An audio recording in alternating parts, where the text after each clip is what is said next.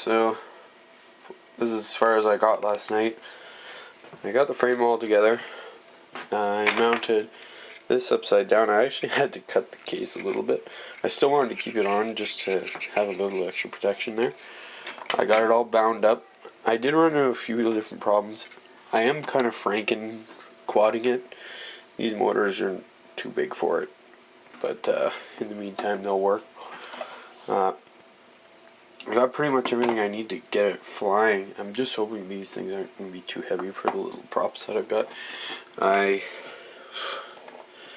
did a real dirty soldering job here. I'm not really proud of that. I think I'm going to have to cut these and redo it. Just to make a breakout cable, I kind of mangled it.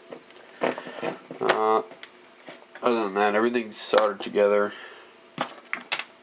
It's fairly well done, but these here are an issue. They don't really want to mount to these very well. The 2mm screws, or whatever these are called, are really tight in here. And then when I get it all the way down, this little C-clip here doesn't want to catch. Or it is catching, sorry, on that little hole. That's the issues I've been having so far. I'm wondering what exactly this is for, if there is a spot to mount your camera on the inside.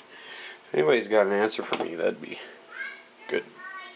Anyways, guys, talk to you later when I got a little more update. I got the NAS 32 installed. I haven't done the software update or anything yet. I'm using a little bit of moon gel on the bottom to make it not vibrate as much. So I'm not going to bother balancing my props. They're going to get destroyed too quick. Anyways, Full Spectrum RC here, signing off.